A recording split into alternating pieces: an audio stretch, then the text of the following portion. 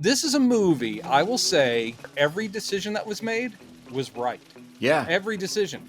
Script, dialogue, casting, art direction, design, filming, framing, lens choice, everything. It's just like, yes. He never got there again. I've never regretted watching a Terry Gilliam movie, and when he's on, he is great. But he made one masterpiece, and it's this goddamn movie, and I fucking love it.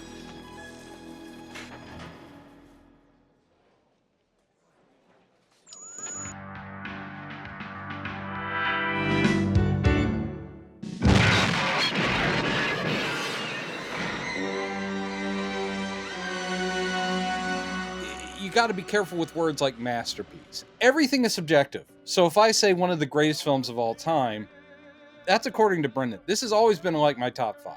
And rewatching it last night, I can quote it. I know where every scene goes, and it didn't matter. It gets me every time. Can't keep the orphans waiting. Since I've watched the movie so many times, I think I've rewatched Brazil possibly more than any other film, maybe with the exception of the first Star Wars movie. Interesting. I've just love it. Yeah. So this time I watched the director's cut with Terry's commentary. Oh, nice. And he's so great to listen to. He has so much to say. It's like, it's kind of frustrating. Like, he'll start talking about one scene, he's talking over the next scene, and then he has to kind of catch up. And the way I tell stories, people say, huh? Because I usually tell stories in all the wrong order. It's I'm halfway through it and realize that I haven't given them a key bit of information from the beginning, but I do it with such a sort of energy and you know, bah, bah, bah, bah, bah, and they think something's happening, but it's not. It's just a lot of noise. I mean, he's not one to sit back like Graham with a pipe doing a crossword puzzle. Gillings, something's happening. There's always something happening. It's happening in my body, and my body is about to burst out, and I can control these bits. He, similar to a Kevin Smith, is a great raconteur. In other words, he loves to tell a story. Yeah. And it's like, he has nothing where he's like, I shouldn't admit this. No, that man is like, I'm going to say whatever. And he's gotten in trouble for that. I'm going to say whatever, and I'm going to be as snarky as I want. And I'm going to tell the truth. I'm going to talk about budgeting problems. I'm going to talk about actors who are an ass. He's so bluntly honest. I think Terry, he can only operate in opposition. He has to have an enemy. I don't think his juices run unless he's fighting against somebody. It's not just him whining about poor, pitiful me. He's also going to talk about and give credit to, I can't believe how lucky I got with, Michael Kamen. Perfect score. And he keeps him around for, Baron Munchausen. It's just like, yeah, he's giving credit everywhere. He's like going, I don't care if a janitor comes up and says, what if this happens? He's like, I love that. He is a very he's an auteur, but part of being a great artist is like just being open. The ideas are going to come from everywhere. Yeah. He's putting his own dreams in this movie and just like going, man, this image is just something that was in a dream. And luckily it fit this movie. But didn't you show it to Steven Spielberg in Los Angeles? Yes, that was a private thing we can't talk about. There's a lot of hand-holding and hugging and things like that in the dark. But when he was watching, he was saying it's like he was seeing his dreams. And I said, wait for the nightmares. Yeah. It's like, I want to have the towers bursting up out of the ground and stuff because I dreamed about that. Right? Yeah. Perfect. It's fascinating, too, that listening to the commentary, how many of the decisions were just kind of decisions he made just because he likes it, like the samurai villain. There was no hidden meaning, really, about the samurai. It's just like he just really liked the look of it, and he was always trying to figure out some way to get a samurai war. And then he said there was also this weird pun, like, because of the culmination of this ongoing dream battle that Sam has with the samurai. Yeah. He takes the mask off, and it's him inside the mask. Very Empire Strikes Back. Yeah. But he says, you could actually argue that samurai means Sam, you are I. All of his films, pretty much all of his films, he's had projects brought to him before. He sometimes is great with other people's material, but the thing that's always worked about him is he's an artist, cartoonist, and that's a visual thing. That doesn't mean you can't tell stories. Clearly, the man is a great storyteller. And you, Bill. But he's open to symbolism. And this movie, and sometimes it's not even clear what the symbolism is, he knows the effect it'll have. So there's a dream quality. This movie, the reason it resonates with me so hard is, it is about the real world or what we've built of society crushing an individual who only wants to be left alone to his own imagination and his dreams, but it won't let him have that life, and it crushes him. Essentially, it's a cynical movie. I love it though. But it is Orwell. It's 1984. It's Don Quixote. It's all of that mixed with, obviously, Monty Python and Mad Magazine. It just works on all those levels, and I sit there going, yeah, I respond to it in a intellectual way, an emotional way, even a spiritual way. Yeah, it's not a perfect film, but does it work for me? Yes, it does. Oh God, it resonated with me like right off the bat. I mean, this is 85, so this came out when you and I were 16. Yeah, still in high school. I have a very vivid memory of going to see it at River Oaks Theater. Me too. That's where I saw it. And there was this back in the day where you had to wait in line to get to see a movie. Like that never happens anymore. So there was a line from the box office of River Oaks Theater all the way around the back, past the shops all the way to the back street. People went crazy for it. Yes, and it was also one of the ones where critics and audiences did agree. Everyone was talking about Brazil. Mm-hmm. And I also think that some of the pre-release press about the struggle of him making it, because there were articles being written about him trying to get it made while it was being made. And that big ad he placed, yeah. Yeah, exactly. To twist Sid Sheinberg's arm. God. Crazy. So yeah, and I think it's one of the greatest triumphs of Hollywood that what Terry did, because you go and you watch. I watched a little bit of The Love Conquers All. Oh man, and I know I'd watched it before, but it's been probably literally decades since I think I've seen it. It's so bad. I mean, the heart of the film still shines through. The scenes that they left more or less intact, but the beginning and the end of the film especially are just mangled beyond recognition. Unbelievable. They just cut entire segments out. They move things around. All to give it a happy ending, because that was the whole thing. We can't have this thing that is so grim, and you're like, no, this is the whole point. Yeah. There's a reason why, as Terry says in the commentary too, that he thinks of it as a film with a happy ending. And the happy ending is that imagination triumphs. It literally is part of what he calls his imagination trilogy, starting with Time Bandits, ending with Munchausen. And there's reason why that movie, it always made me feel so good watching it, and why I love it so much. It's because of that aspect, is that it really is about the triumph of the imagination against all odds. It is, in an incredibly grim way. He's gone. But still, to deprive that story of its power by literally turning it into his dream, where what we see of them escaping in the truck and having the little house out in the country is how it ends. Fuck that. Yeah. It rings so false. The entire movie was never going to be building up to, we escaped. That is not. Oh, God. What's interesting about this too, and Terry mentions this in the commentary, that scene where they're driving in the truck out to the countryside. And he says, this always reminded me of Blade Runner, which is what I'd just been thinking. Because that scene in Blade Runner was added, that was a studio thing. That was not part of the original film. Because he has that ending, and then Michael Palin's, and I forget the other actor's name, come into frame, and you realize that it's all in his head. So it's almost like he's pissing on what the studio did to Blade Runner. He's like, fuck you, Hollywood. The whole thing of the power of that last bit is both, the black humor is so unbelievably sharp all the way through, but then the last bit of just Helpman. I mean, Helpman, yes, that's his. Yeah. Of sitting there going like, oh, he's gotten away from us, Jack. It's like, yep, he sure has. And then just walking off. And it's not death. It's literally he's escaped in his mind, which means he is broken. Mm-hmm. But at the same time, in his mind, he is free.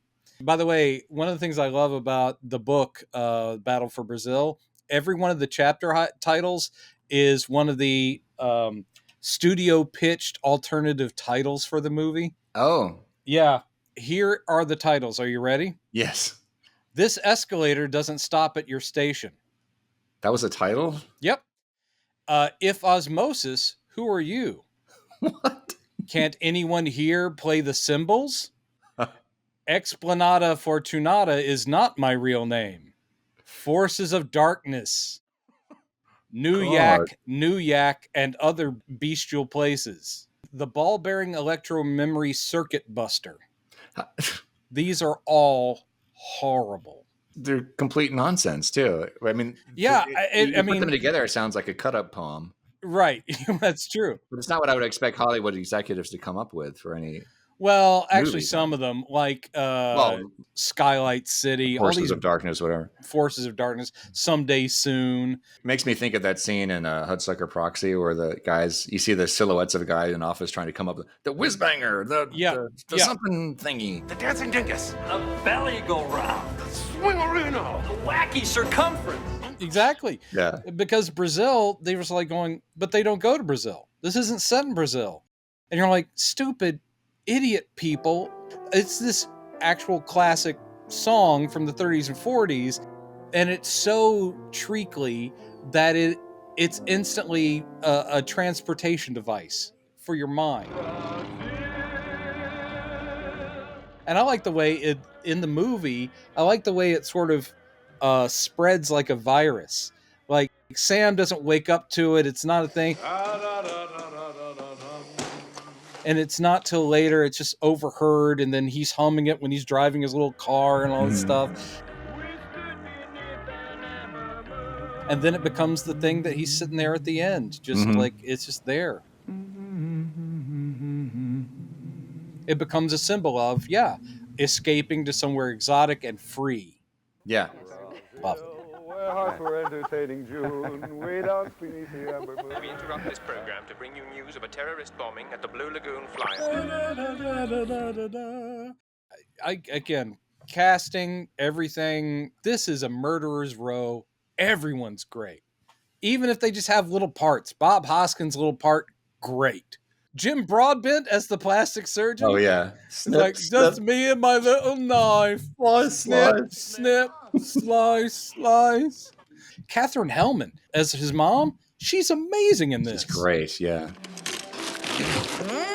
DeNiro. Great. I want him to come and fix my heating ducts. Also, the idea of an act of rebellion being vigilante air conditioning repair is just so brilliant. God, it's one of De Niro's best performances. Bloody paperwork. Terry, again, I keep referring to the commentary because that's what I was just watching. Terry mentions that the body language that they worked on, like even from like simple things like when the first time he comes to Sam's apartment and they're working on a thing and they hear something and they both kind of this almost like a dance routine. Yeah. All of his movements are kind of dramatic and overstated. Yeah. Like when he pulls out the tool. Everything's crazy heroic for what he's doing, which is like, just taking off a wall panel. Yeah. But everything is staged like he's an action hero. Like it's like choo-choo, choo-choo. Just a precaution, sir. Oh my God. It's so great. One of the things I remember from seeing in the theaters is that scene every time. It happens twice, I think, in the film when he dives off on the zip line. The zip line. It looks like he's going down like all the way to street level. And the audience always just laughed in incredulity, like, what? His unabashed, like, he knows he's doing a stylized dystopian future. He knows that reality is, even in Sam's reality, is surreal to us, that he makes the dream sequences even more surreal. But the use of miniatures, which is even commented on in the film, because he's using miniatures to make this city, and we know it's fake, but it looks good anyway, and it's as stylized as the rest of it. But then we actually have that model cityscape, and then the drunk guy comes up over it, and then we realize, oh no, in the world, that is a model cityscape. And it's just brilliant. All the little visual jokes are like, God damn it, I love this movie. Yeah. I'm sorry. There's nothing about Brazil that I would change. There's nothing about it. And I know that it was a little bit contentious, him working with Tom Stoppard on the screenplay. Tom Stoppard, a great playwright, and certainly contributed a lot. I don't know how much of it is mine and how much of it was the first script and how much of it was the next script. I mean, Tom did an extraordinary extraordinary job, because I had presented him with 90-some pages of the stuff, and he made the thing really work beautifully.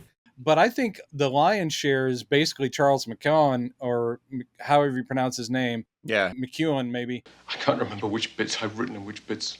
I mean, obviously, I've written the best bits. Who also appears in the film. Who also appears in the film, and also appears in Baron Munchausen, which he helped co-write as well.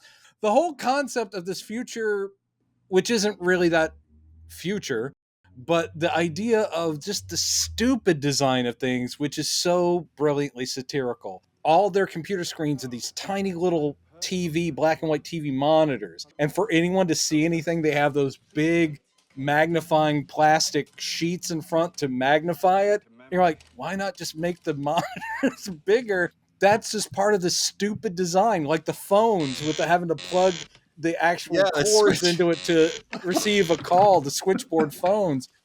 Everything in this movie. So goofy, yeah. But it's beautiful, and it's the absurdity of it, I think, is just intoxicating in a way. Everything you see, you're like going, what? Why? But okay. And tonally, he's not going to just, and doesn't in this movie, he doesn't just lean on, are you getting my satire? Are you enjoying it?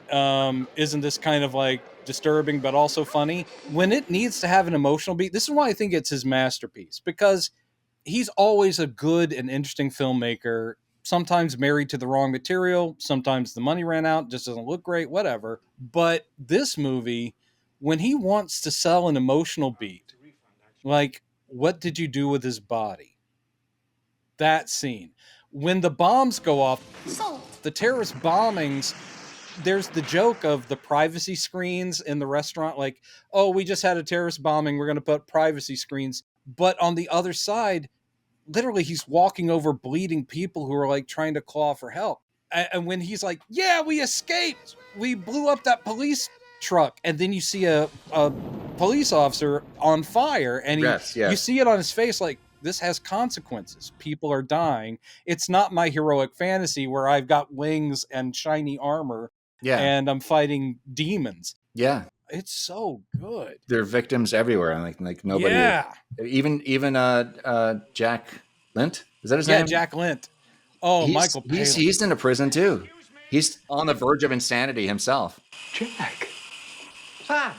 One thing I love, not only in the writing of his character, but and Michael Palin in interviews was saying, like, I wasn't sure I'd be able to give Terry what he needed, because, it's like, but he's so good, because you get the impression he genuinely likes Sam. Long time no see. Hey.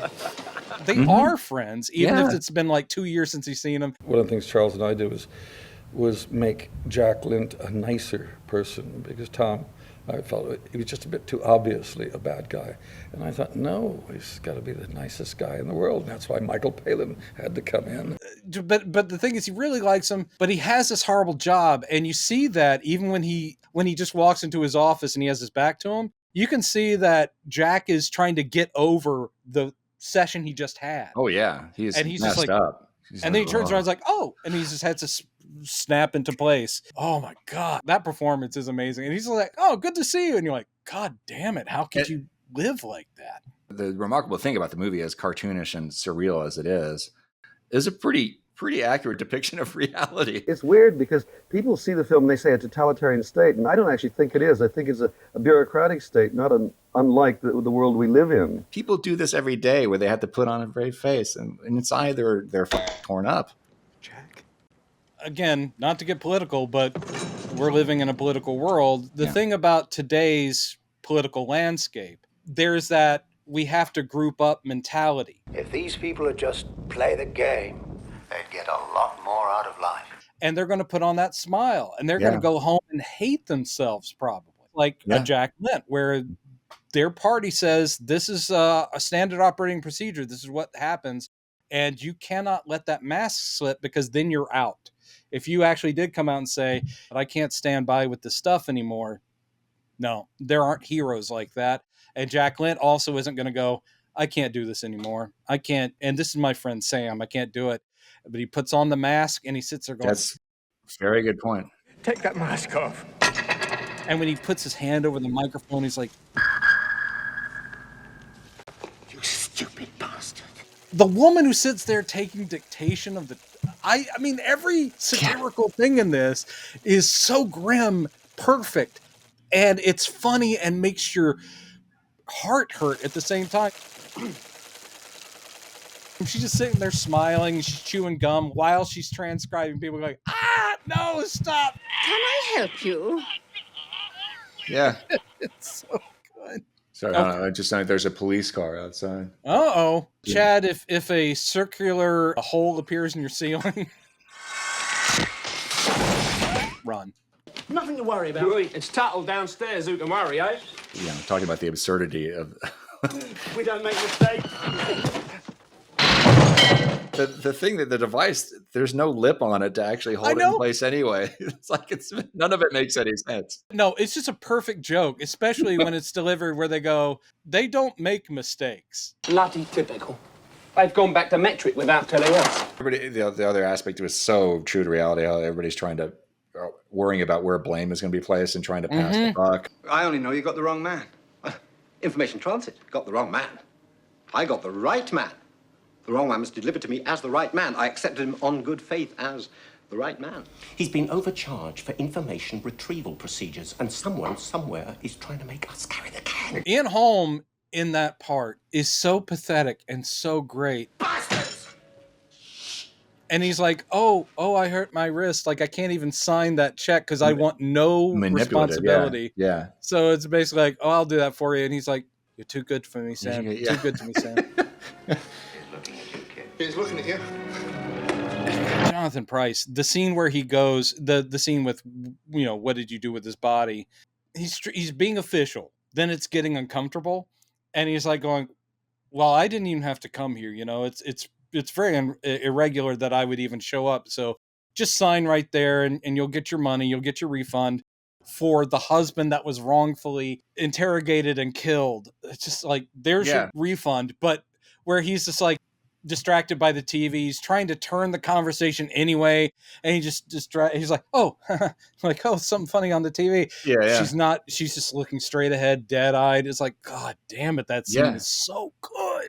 Also representative of reality, where you got people who are kind of ensconced in their protective bubble. He's so naive that he thinks that he's helping her by bringing her this refund. Yeah. And not really having any sense of the anguish that she's going through until he gets there. He's like, oh. And then when he leaves and she's like, I'm waiting here for my daddy. And he walks off. One thing I do like, there's a couple of scenes you hear ADR, by the way. There's a couple of scenes where you hear ADR and you can tell that was not in the script. You can tell that the studio actually said, we need to know his motivation. Why is he going to his mother's house?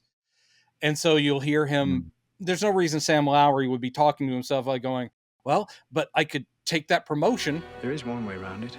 I could always accept promotion to information retrieval. You're like, oh, geez, that was later added on. What I do like about that scene where he leaves Buttle's house and the little girl says, I'm waiting for my daddy, is they didn't feel the need to underscore. He walks off like, oh, great. He walks off and then he just sort of slows and stops and looks back. Doesn't say like, is your name Buttle? That would have been like, we don't need that. Right. He realizes, oh God, her daddy's never coming back because that's Buttle's little girl. Great filmmaking. Plus, I mean, the thing is, he learned all his lessons from Monty Python and the movies he's made with them. He uses that fisheye lens, which is very much a thing he does a lot, where weirdly distorted faces right up in the screen, especially that waiter guy who's perfect. Yeah. It's like, you must say the number. But all that, the fisheye lenses and the weird angles, all that stuff. But also he's borrowing left and right from German Expressionism, which also Orson Welles did. Like when he goes into that enormous hall, which is the Ministry of Information and everything, those angles and that set, which is amazing. That was the money he needed. But it looks very much like the place in Citizen Kane, which is the Kane the library where the reporter guy goes to, like, you can look at the private diaries, and it's just this enormous, with a shaft of light coming down, just a big wall. I'm like, oh man, you're stealing from all the good places, Terry. Wow. No, I love it. I mean, I wonder where some of the ideas came from. And some of it does, I mean, because Terry Gilliam, famously, artist, illustrator, very funny guy, one of his first big jobs, and that's the reason his boss is named Kurtzman, was he worked for Harvey Kurtzman of Mad Magazine when Harvey Kurtzman branched away from Mad and started Help. So he was Terry Gilliam was like art director for Help magazine under Harvey Kurtzman. And that kind of wacky stuff, when I see stuff in Brazil, like the halved office with the desk that is shared between them sliding through the walls and the other guy pulling on his side to get more of the desk. Yeah. I'm just sitting there going like, oh God, that is totally, I mean, it's further satire, but that is so blatantly comedically cartoony. I'm sitting there going, that is Mad Magazine. Yeah. I love it. Did you, I'm sure you picked up on this, Loki. Please sign to verify this is everything you've ever said. What? The first episode where he's going through the TVA. Yeah. And the offices look very much like the offices in Brazil, particularly the opening scene. Where the whole thing is, if you're trying to make something satirically symbolic as far as the bureaucracy, it always has to be needlessly complicated, needlessly huge, and make you very small. A similar thing is in the movie version of Hitchhiker's Guide, because in Hitchhiker's Guide, the movie, remember the whole, like, they had to wait in this crazy line, they get up to the front and they're told you're in the wrong place. Krishna release full. And it happens in Brazil as well, of course. It's like, because she's trying to work for Mrs. Buttle and has all the paperwork and the whole thing of like this huge office. And she makes her way up and she's like, it's taken hours. And then he's like, oh, this doesn't have the stamp. Where am I supposed to get the stamp? The place you just were. Information adjustments. And again, it's these big edifices, these enormous, again, like Metropolis, like German expressionistic, huge walls and shit, and just a guy at a little desk. That was one of the things I really liked about the Loki series, actually, is that it was rather unabashed in its just flaunting its influences. Yes. It's the Tesseract. Be very careful with it.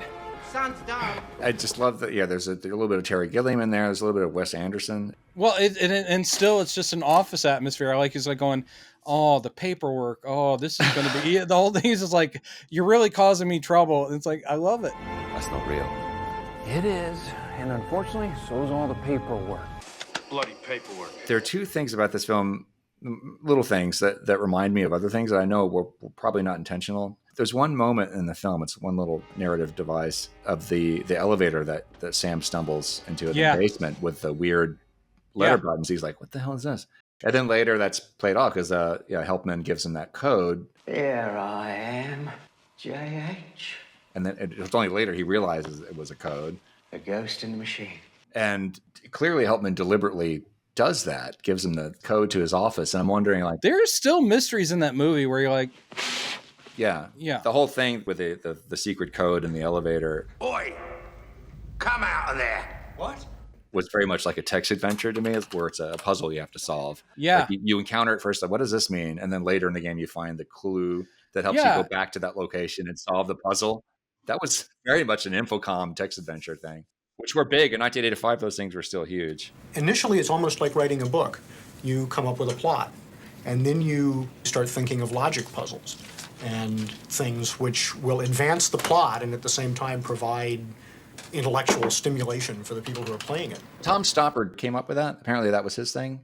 Really? He mentions that in the commentary too, that Here I Am JH, that was all Tom Stoppard. Oh, wow. And Terry Gilliam applauds him for that. This is so Tom, and it was just worked so well. And that's awesome. I just thought it was really good script construction where you create a little mystery that isn't overwriting, but it's in the back of your head, and then it pays off satisfyingly.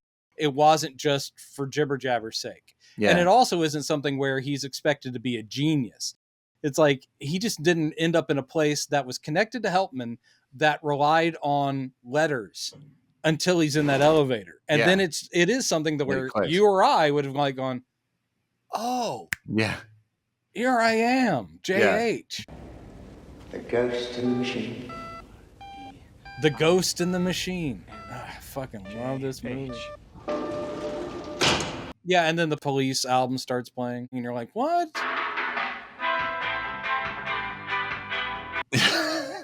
So, and the other thing was, I'm sure this wasn't intentional, but it's just an imagery thing that I noticed. Are you familiar with Lamb Lies Down on Broadway, the Genesis record? Yes, I am. When the whole story that's told that Peter Gabriel wrote to frame the story in, there's that scene, which interestingly, Sid Sheinberg left in his version, just doesn't make any sense in the context of the story he was trying to tell. But when Buttle, Robert De Niro's character changes. No, he's Tuttle. That's Tuttle. Tuttle? Oh, sorry, yes, Tuttle. Yeah, Buttle's the mistakenly killed Tuttle, dude. right, okay, yeah. It's been confusion from the word go. Yeah. So yeah, he takes off his uniform and they're about to try to leave town incognito or whatever. But he all of a sudden he gets attacked by receipts and paper and just disappears. He gets eaten alive by paperwork, basically. And that scene reminded me so much of that really deeply surreal story that Peter Gabriel was telling in The Lamb. Because early on in the story, he's in Times Square and he gets encased. It's not paper, but he gets encased by dust and trash on the street. Yes, that's right. And that's what transports him to this netherworld that he spends the rest of the story trying to escape from. And he's chasing his brother around trying to save his brother, and the brother turns out to be himself. So that we kind of have that trope in the film too, where he's battling himself. But it just feels like it's a story being told in a Peter Gabriel Lamb Lies Down kind of framework. I doubt, as you say, I doubt that wasn't. Yeah, right. But I can see that too, where the thing about Lamb Lies Down is a similar construction of taking very Joseph Campbell Power of Myth kind of archetype stories, fairy tale, folklore, mythology, and combining it with modern day. And the 70s, that period, how better are you going to portray the degradation of modern society than by look at the surroundings, look at the filth, the subway smoke and all that. It's like a dark forest in a fairy tale. So using that as metaphor, as like the loose paper, which of course in the case of the movie is just another perfect payoff, because he goes, why don't you work for Central Services? And Tuttle goes, Paperwork. Couldn't stand the paperwork. So of course at the end, in his brain, Sam causes him to literally be devoured by the paper. And it's just so, that is also shot so fucking well. God damn it, Terry Gilliam. Call us. That's the moment in the film where it's like abundantly obvious that it's like, because this isn't really happening. Yeah, this isn't really happening. So it really didn't make, when I was watching the Love Conquers All, Sid Sheinberg's terrible edit of the film. I can't remember. Did they leave that in? He leaves that in. He left it in, and then they cut straight to them driving out into the country. Like they leave everything else in between. Wow. Where are you taking me? It's so jerky and weird. It's just so bad. It breaks my heart that may be the only version of that film that some people saw, Oh man, yeah. Which hopefully, rightfully, they don't remember. So if you only saw it on TV, this version that we've been talking about is the Criterion, and Criterion always does an amazing job. But in the case of this, they have pretty much every version, including, I think, a foreign release version. They've got documentaries and commentaries. So this is your one stop. It's just worth it. Get it. Plus it's been cleaned up and it looks great. So yeah, that's the other thing too. The fact that they included Love Conquers All. There you go. We're including it so people can see what a terrible decision looks like. Well, you can tell too in the openings, especially in the opening scenes of the clouds, that it wasn't restored the same way that the director's cut was. No, they weren't gonna put any extra time in. I love that. But again, it's just thank God he fought for the real movie. Because there's so many, I'm sure there's so many stories in Hollywood where the director does not win. There are plenty of directors who are self-indulgent, and when they finally get their director's cut, you go, I don't know if that really added anything except for time. Well, actually, that was better than that was better, and that's still a movie I don't just like. A little bit, maybe an hour too long. Still, it was better. It was better, yeah. But I always bring up Donnie Darko, where it's an instance where the director's cut is worse. The theatrical release is mysterious and great and quirky and bizarre. And then the director's cut is where he's like going, but you see, in the director's cut, I explained everything. And you're like, oh no, this was not a movie where that helps. So there are occasionally director's cuts you go, yeah, maybe they should have left that out. Yeah. Yeah. But this is a case where I'm glad Terry Gilliam fought for it. people praise this as being an extremely original film, which we rarely get in today's cinema. It is extremely original, but just like all of art, you can trace everything back. Mm-hmm. Basically, Terry Gilliam, like any good artist, and I'm not saying I'm on a Terry Gilliam, but I work in a similar way, as in these things filter in. It's all just material for the blender, and it comes out as a new thing.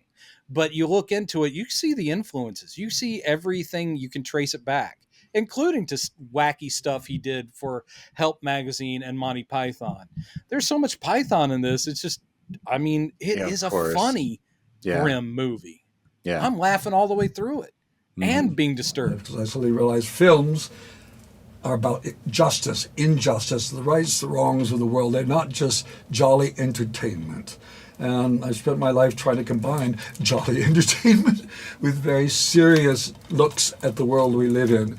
Anyway, I'm glad you brought it up, because it was an excuse for me to break that out. It had been a while since I'd watched it. And as you can tell, the love is just there. It's like I didn't have to dust it off. I was just like, what? Yeah. Yeah. And I just love that there's so much to dig into too. It's like so much to dig into. I could go scene by scene. Like reading about the Beatles.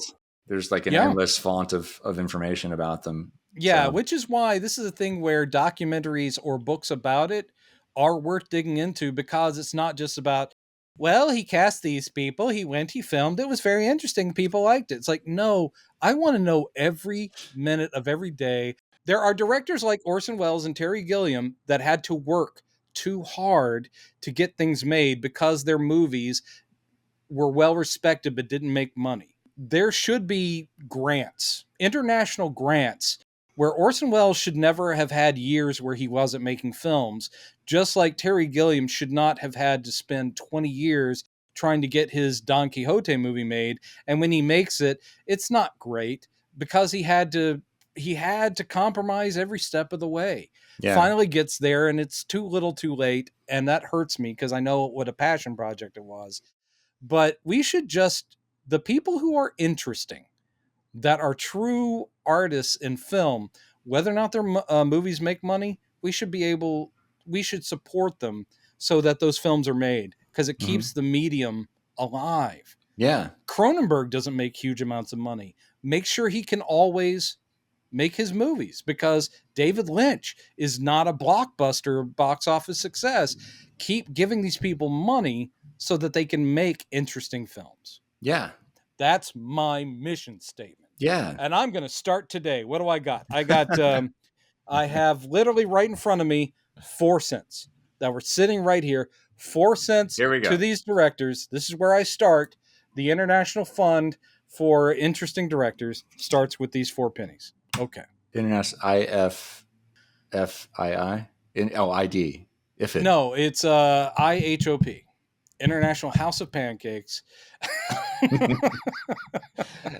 Anyway, thanks, people, and leave your comments. We will most likely reply to them if and we do appreciate them. I really do. I mean, whether or not it's 2 people who follow us and enjoy it, or if we're getting more viewers, great. We love hearing from folks about this stuff, because like we said before, it means we're not alone. Yeah, exactly. And by the way, if you're watching us on YouTube, you can also listen to the podcast version. If you're listening to the podcast, watch it on YouTube. It's fun. Whichever one doesn't have my face on it is the one I recommend. Boom! All right. Bye, everybody. Yeah, bye.